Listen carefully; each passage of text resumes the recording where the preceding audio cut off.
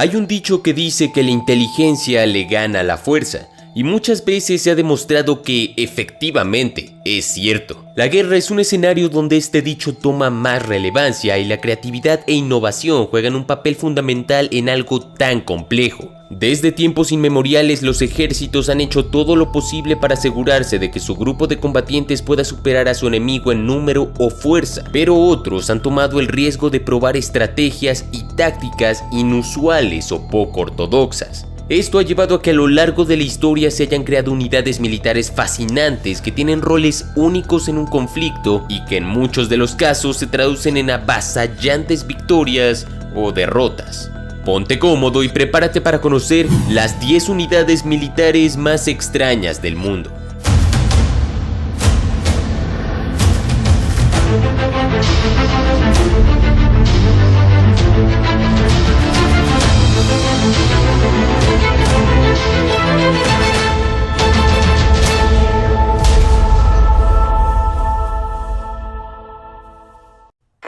Los ejércitos siempre han buscado tener a los soldados más altos y fuertes en sus filas, pero este se volvió una obsesión para el rey Federico Guillermo I de Prusia a principios del siglo XVIII. El rey Federico decidió crear una unidad militar que solo estaría conformada por los soldados más altos de Europa, y el grupo militar se conocería como los Gigantes de Potsdam, algo que en definitiva pone a temblar a su enemigo. El rey Federico estaba constantemente en busca de potenciales gigantes para las filas de su unidad especial y estaba dispuesto a mendigar, pedir prestado e incluso robar para conseguirlos. Gastó una fortuna contratando mercenarios gigantescos y comprando soldados altos de otros ejércitos. Además, instruyó a sus agentes para que retuvieran a civiles excepcionalmente altos y los reclutaran en la unidad.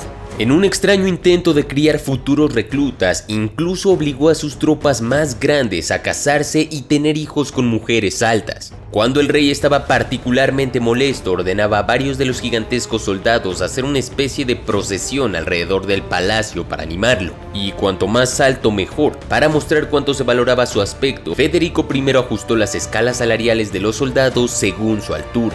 Estos gigantes de Potsdam nunca vieron acción en batalla. En vez de eso, fueron puestos en uso ceremonial para el regocijo del rey. De hecho, parece que Federico I confiaba mucho en ellos para su bienestar emocional. Después de su muerte en 1740, su hijo disolvió la unidad y utilizó los ahorros para financiar 4 regimientos adicionales de soldados de tamaño normal.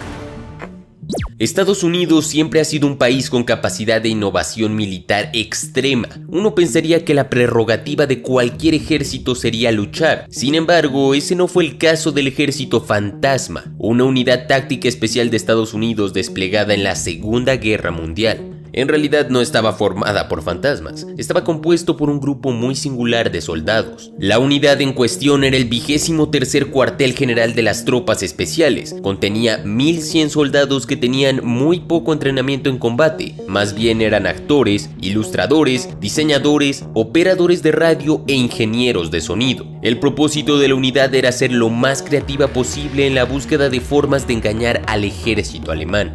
Inspirado en un truco originalmente hecho por las fuerzas británicas, el Ejército Fantasma utilizó tanques inflables de goma y jeeps, efectos de sonido y otros trucos para engañar a los alemanes sobre el tamaño real y la ubicación de las fuerzas aliadas. La unidad participó en más de 20 misiones, muchas de las cuales emplearon el arte y la ilusión en una escala que rivalizaba con una película de Hollywood. Pintores e ilustradores diseñaron uniformes y vehículos falsos, ingenieros de sonido transmitieron tráfico de radio falso y efectos de sonidos que imitaban al ruido de un ejército en movimiento, y los actores difundieron información errónea con la esperanza de que fuera captada por espías enemigos. Cuando la artimaña funcionó, la unidad pudo dar la impresión de que las fuerzas de Estados Unidos eran más poderosas de lo que eran en realidad. Se calcula que gracias a sus acciones, el Ejército Fantasma logró salvar entre 15.000 y 30.000 vidas. Las actividades del Ejército Fantasma se mantuvieron en secreto durante varias décadas, y no fue hasta 1996 que su inusual contribución a la guerra finalmente se hizo pública. Para entonces, muchos de sus miembros habían seguido carreras distinguidas en la industria del arte y el diseño, entre otros el diseñador de modas Bill Blass y los artistas Ellsworth Kelly y Arthur Singer eran todos veteranos de la unidad.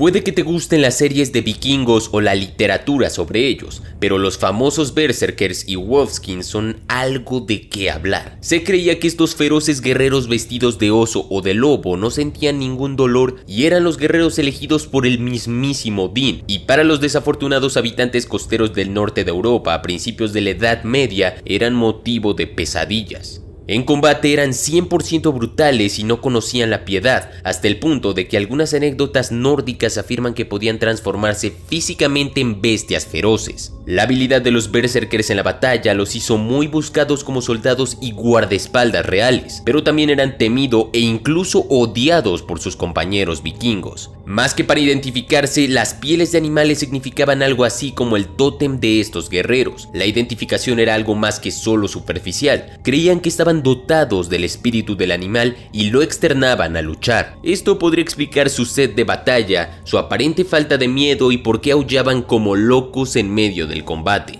Los berserkers realmente necesitaban volverse locos para ser más efectivos, y esto fue particularmente agotador física y emocionalmente, pues no solo se trataba de aullidos y frenesí de batalla, sino también de morder los escudos o cosas que un animal haría. Se han propuesto innumerables teorías sobre qué fue exactamente lo que enloqueció a estos escandinavos. Se ha sugerido que fue por alucinógenos, alcohol e incluso el roce de plumas de gallinas en el cuerpo. Sin embargo, una de las teorías modernas que se basa en estudios de psicología contemporánea es que su comportamiento puede explicarse como los efectos del estrés postraumático. Los 13 asquerosos fueron la inspiración de la vida real para The Dirty Dozen, un libro de E.M. Nathanson que después se convirtió en una de las películas de guerra más icónicas de la historia y que en español se conoce como 12 del patíbulo. Los 13 asquerosos eran llamados así porque tenían muy malas costumbres y comportamientos, como por ejemplo no saludar en ningún caso a sus superiores, no bañarse con regularidad, tener sus barracas hechas un completo desorden y siempre estar metidos en problemas, alcohol, peleas, cualquier cosa indebida. Se ha difundido mucho el mito de que eran convictos, pero esto es falso, simplemente eran un grupo de inadaptados. Según el líder Jake McNeice, no tenían ningún respeto ni disciplina que mostrar a los oficiales. La unidad era oficialmente del Regimiento de Infantería de Paracaidistas 506 de la División Aerotransportada 101 durante la Segunda Guerra Mundial. En la invasión de Normandía volaron exitosamente un puente para detener los refuerzos alemanes y antes de la batalla de las Ardenas se adentraron en territorio enemigo para llevar a cabo un reconocimiento. En resumidas palabras, a los 13 asquerosos se les recomendaron misiones increíblemente peligrosas, pero esenciales. Por eso se les permitía actuar de la manera en que lo hacían. Según McNeice, se ausentaban sin permiso todos los fines de semana para ir de fiesta, robaron jeeps y trenes, volaron barracas por diversión y robaron el whisky de altos mandos militares. De cualquier forma, muchos de los miembros de los 13 asquerosos eran continuamente ascendidos por su valor y degradados por su disciplina. Entre sus miembros llegaron a recibir condecoraciones como la Legión de Honor francesa o Corazones Púrpura americanos.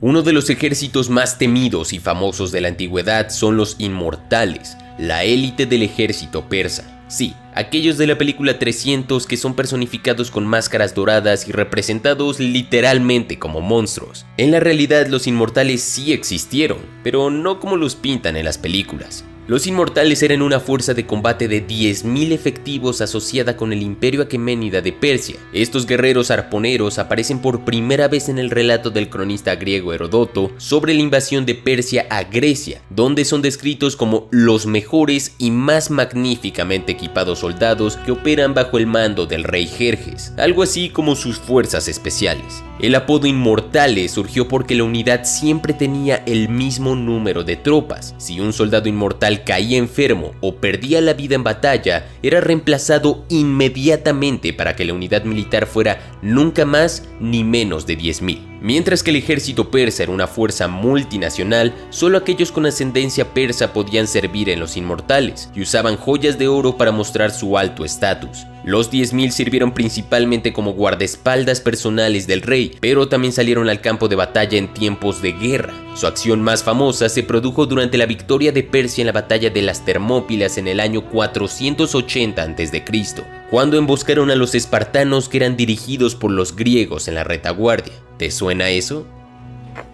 En el periodo previo a los desembarcos de Normandía de la Segunda Guerra Mundial, el ejército británico entrenó a una unidad de perros que actuaría como los ojos, las orejas y las colas de las tropas sobre el terreno y que fueron conocidos como los Paradogs, nombre reducido de Parachuting Dogs, perros paracaidistas. En la base de Lark Hill Garrison, los perros recibían el adiestramiento necesario para localizar detonantes, realizar labores de vigilancia y actuar como mensajeros. Se familiarizaban con los escenarios de guerra para que no se asustasen en medio del caos bélico, y tenían un entrenamiento específico para saltar de los aviones. Luego, una vez sobre el punto de aterrizaje, los hombres de la división de paracaidistas saltaban de los aviones con trozos de carne, llevando a sus compañeros caninos a lanzarse tras ellos. Con el constante entrenamiento, los perros le perdieron el miedo a saltar de un avión. Los Paradogs tuvieron gran participación durante la operación Varsity cuando los británicos aterrizaron sobre Alemania. Enviado a explorar una casa, uno de ellos de nombre Bing logró alertar a los paracaidistas británicos de los soldados alemanes que había dentro. Afortunadamente, Bing sobrevivió y sus valientes acciones en la operación Varsity le valieron una medalla Deakin, el equivalente canino de la medalla de honor o en este caso la Cruz de la Victoria.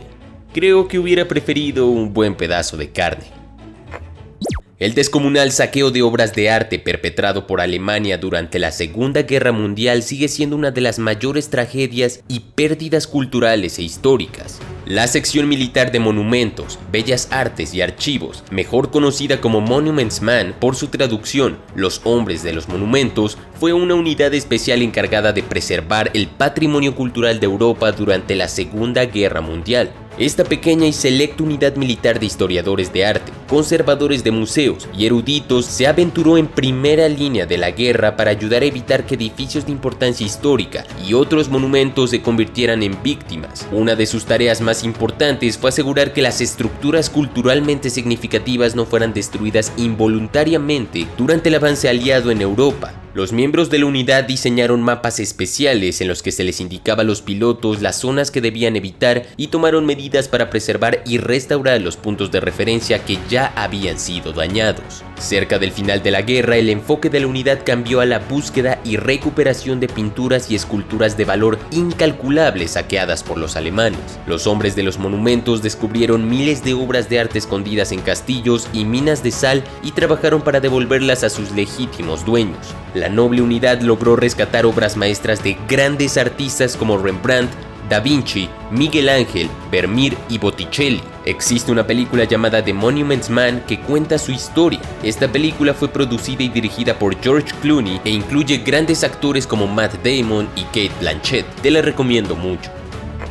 Durante la Segunda Guerra Mundial, cuando gran parte de Europa estaba aliada u ocupada por los alemanes, se hicieron planes para un movimiento clandestino de resistencia que más tarde se conocería como los Scallywags, llamados así por scallywagging, término que utilizaban los británicos para llevar a cabo misiones encubiertas por la noche. La unidad especial se formó en 1940 y llegó a tener entre 3.000 y 6.000 miembros. Esa era solamente su fachada, porque la verdadera naturaleza de sus misiones era altamente secreta. Los Scallywags solo operaban en pequeños grupos de 7 u 8 personas, y cada uno de ellos no sabía nada de nadie fuera de su grupo, por lo que no se podría proporcionar ninguna información en caso de ser capturado. Curiosamente, este grupo clandestino secreto estaba conformado por guardabosques, dentistas e incluso clérigos. La única prueba de su trabajo encubierto que llevarían consigo era un número de teléfono dado a los policías si eran arrestados. Hasta la fecha, muchas de sus misiones y actividades siguen siendo un misterio.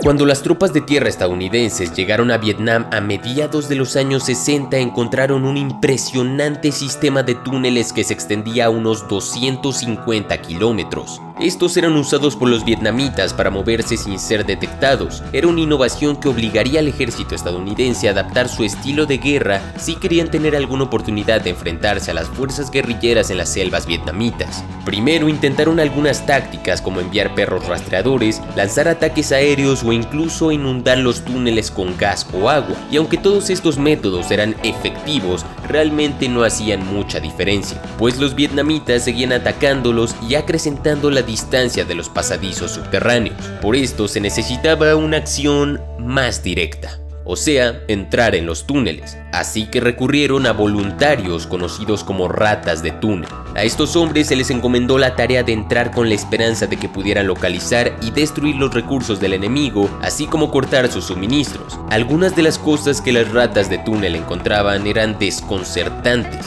En una ocasión descubrieron un tanque M48 enterrado a 2 metros bajo tierra, el cual era utilizado como centro de operaciones del Vietcong. Las ratas del túnel tenían que ser valientes, locas o una mezcla de ambos, y también pequeños, dado que los túneles fueron diseñados por y para los vietnamitas, quienes en promedio son personas de baja estatura. A menudo entraban en el túnel de 2 en 2, de modo que si el hombre del frente disparaba o se encontraban con un enemigo, el que estaba detrás podía apoyarlo. Y un comunista armado hasta los dientes no era lo peor que las ratas de túnel podían encontrarse, desde hormigas de fuego hasta serpientes venenosas y ratas gigantes. Un trabajo que a nadie le gustaría hacer, pero que debía hacerse.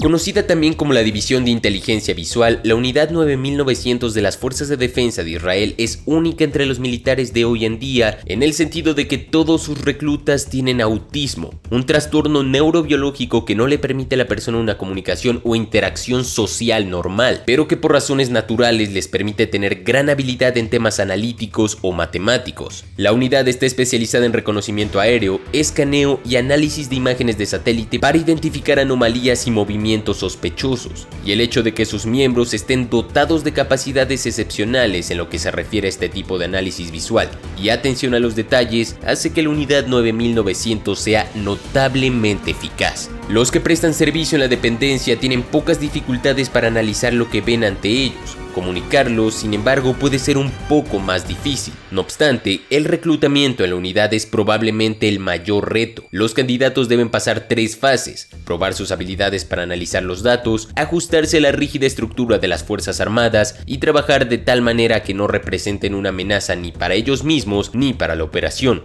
Muy pocos de las decenas y decenas de candidatos logran entrar. Parte de la razón de la existencia de la Unidad 9900 es que Israel implementa el servicio militar obligatorio tanto para hombres como para mujeres. Desde 2008 esto también se ha extendido a las personas con autismo. El ejército israelí está muy orgulloso de esta unidad y considera a sus soldados autistas como uno de sus activos más valiosos. ¿Cuál de estas unidades militares te ha parecido más fascinante? Déjame saber en los comentarios. Suscríbete y activa esa poderosa campana de notificaciones para no perderte ningún video nuevo. Sígueme en Facebook e Instagram, donde todos los días publico gran contenido. Sin más, mi nombre es Jorge Rojas, esto es Armapedia y te deseo un excelente día.